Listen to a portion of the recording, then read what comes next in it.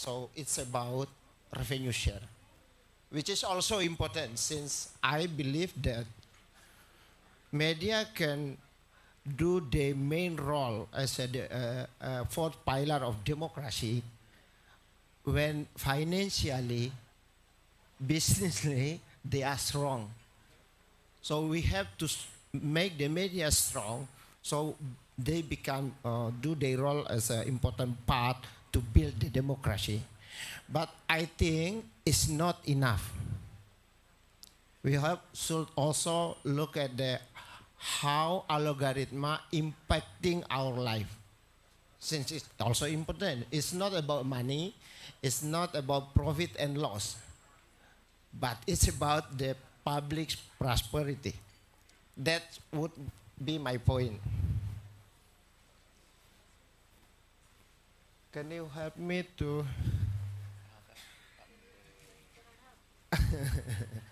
Okay. Please run the video. I think the slide says video. It's okay.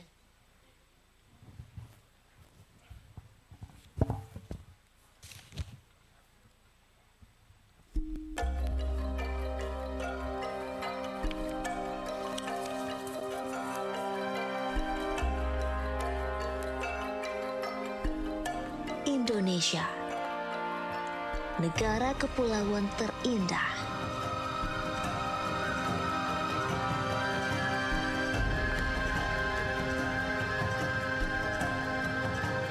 Beragam suku, bahasa dan cerita unik penuh makna.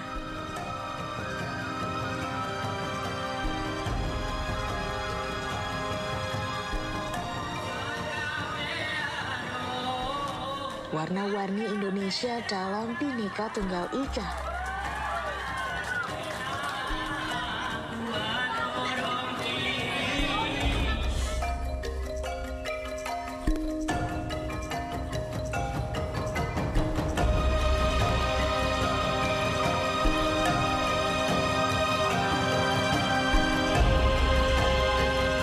Kami terus tumbuh menjadi mercusuar di negeri 1001 cerita.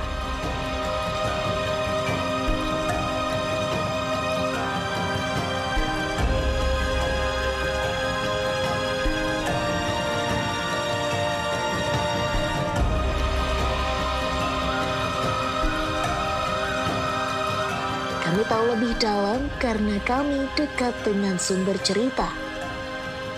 Kami unik sebab kami menghadirkan 1001 cerita lokal untuk Indonesia. Kami adalah representasi keberagaman sudut pandang untuk tetap menjadi Indonesia. Tribun Network. That's a clip. So, thank you very much. It's the face of Indonesia. It's not the shopping mall, which is the face of Indonesia. It's a traditional market. It's the heart of Indonesia. You can find this perspective if you go deeply to find local perspective. That's why we see Indonesia, which is diverse in ethnicity, culture, and religion. It's a beautiful Indonesia that make Indonesia Indonesia. Next slide. So I think that's summarized about the. Okay, this is Tribun Network. So Nelson from Aceh in the left side. Flight to Papua, I think took like 5 hours. Yeah, it's the same you fly from Melbourne to Hong Kong. Yeah, right. Yeah, that's Indonesia. Okay. Okay, we start with local newspaper 35 years ago.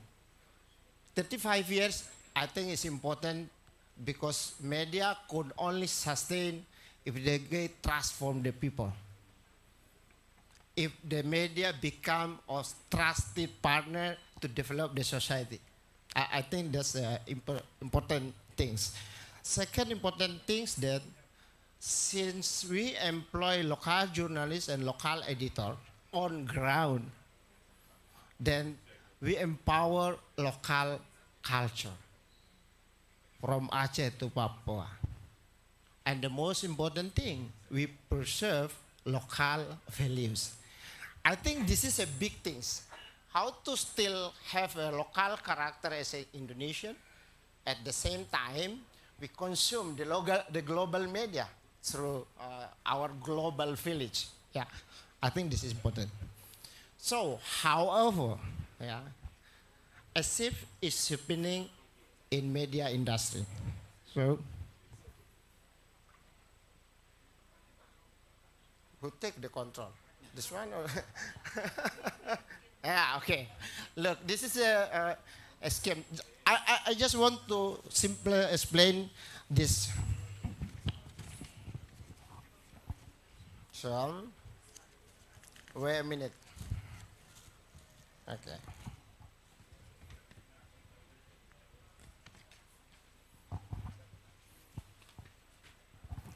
Let's imagine the era of newspaper,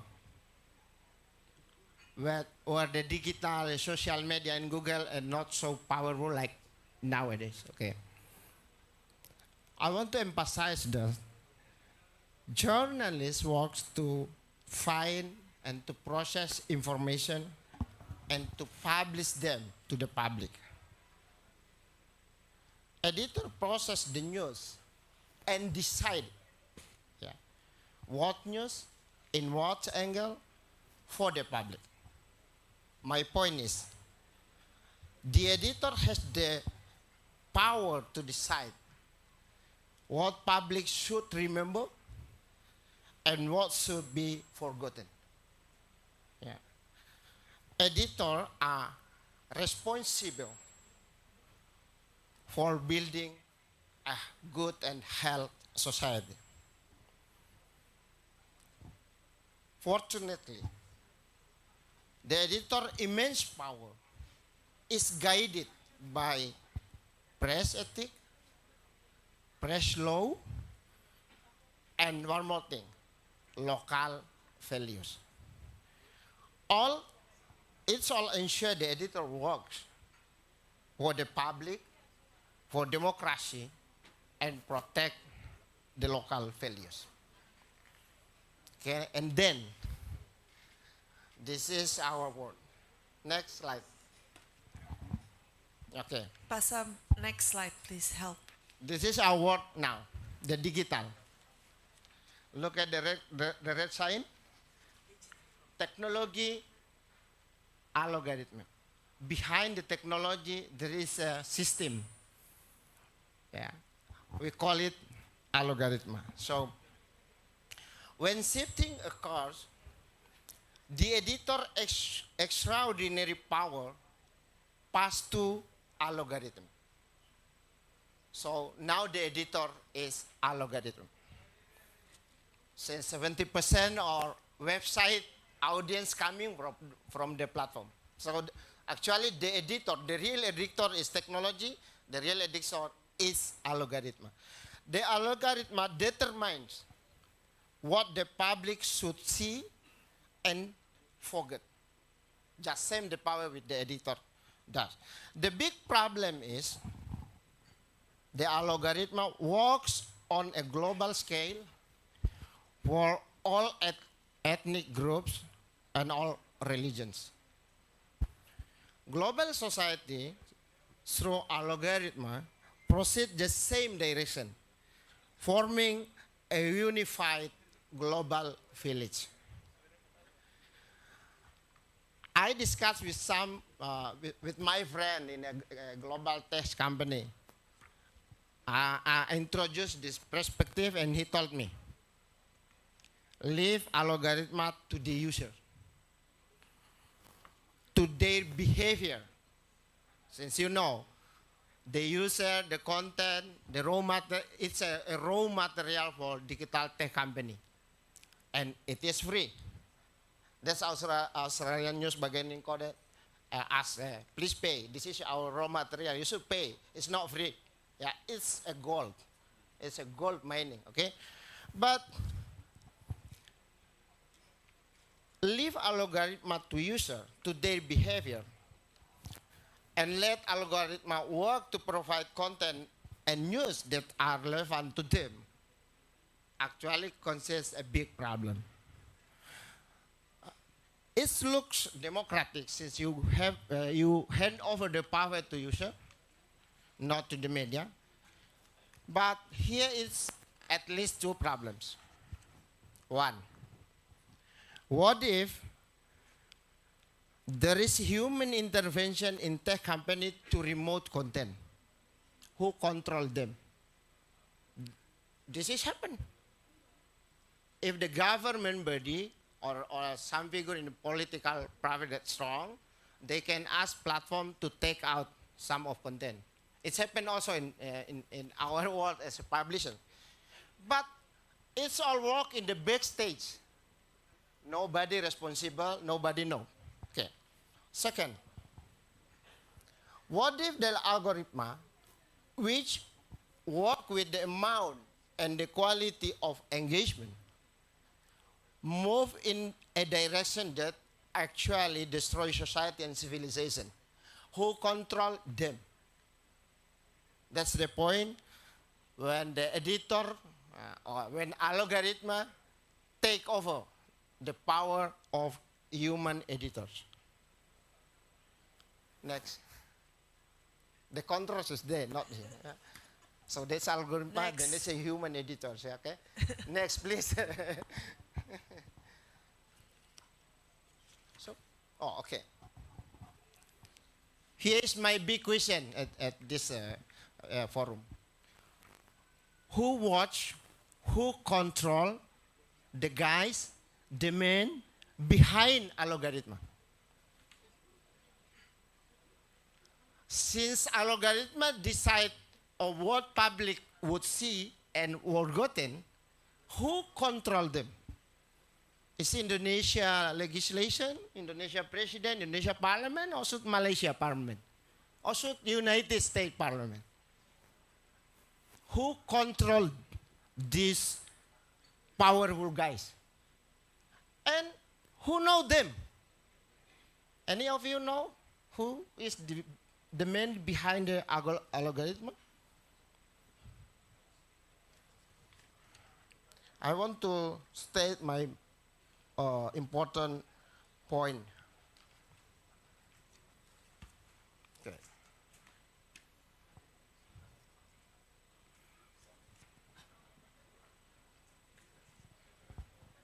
We don't know exactly who is behind the algorithm, what they believe, what are they fighting for. They fighting for Russia or Ukraine? I don't know. They fighting for Israel or for Palestine? I don't know. They fighting for local people or global citizen? We don't know. Do they believe or they fighting for a diverse world or a one color world? We simply don't know. Next. So, that is my point. Algorithm is the sole custodian of information. It's capable of filtering the truth, capable of divining the truth, and cannot be held accountable for their decision. Who will empower local culture and local values then? Are we going to let the colorful world become only one color? Then, next. Okay. That's why I propose that should be independent, trustee body who take the role to control algorithm, to make sure they preserve local value, national identity, and democracy.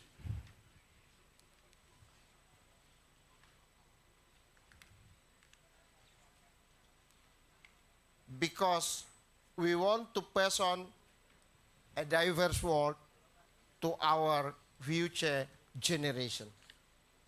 And hopefully, the algorithm also work in the same direction. I close this presentation with, I think this is the famous quotation. Imagine the power of algorithm, and I think all of us remember the English historian named Lord Acton.